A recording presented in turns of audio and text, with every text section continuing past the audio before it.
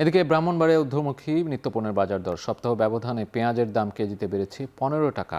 এছাড়া দাম বেড়েছে মশলাজাত পণ্যেরও। বিস্তারিত জানাতে ব্রাহ্মণবাড়িয়ার আনন্দবাজার থেকে যুক্ত হবেন আজিজুল সঞ্চয়। সঞ্চয়ের সাথে যুক্ত হতে চাই। সঞ্চয়, নিত্যপণ্যের বাজার দর কেমন দেখছেন? কোন কোন পণ্যের দাম বেড়েছে? বিক্রেতারা কি বলছেন, ক্রেতারা বা কি বলছেন?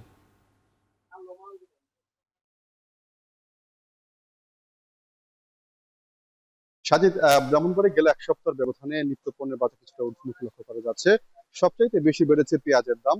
বাজারে এখন দেশি পেঁয়াজ বিক্রি হচ্ছে 50 টাকা কেজি ধরে, যেটি আসলে সপ্তাহখানেক আগেও কিন্তু 30 থেকে 35 টাকা কেজিতে বিক্রি হয়েছে বলে আমরা তথ্য পেয়েছি ব্যবসায়ীদের কাছ থেকে। এছাড়া আরো যেসব নিত্য প্রয়োজনীয় পণ্য আছে, অর্থাৎ রসুন, আদা, এগুলোর দামও কিন্তু কেজিতে প্রায় 15 থেকে 20 টাকা পর্যন্ত বেড়ে গিয়েছে।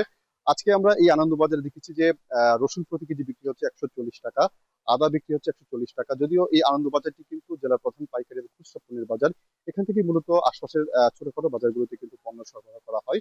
তবে এখানে দাম বাড়ার ফলে কিন্তু যেই আরো যেসব বাজার আছে সেখানেও কিন্তু দাম কিছুটা বেড়েছে বলে আমরা তথ্য পেয়েছি।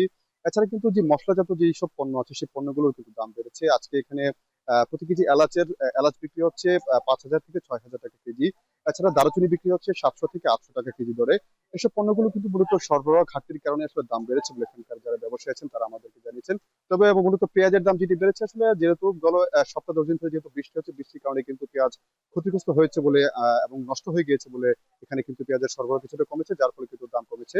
তবে এখানকার ব্যবসায়ীরা বলছেন যে হয়তো সরবরাহ আবার বাড়লে কিন্তু দাম কিছুটা কমবে।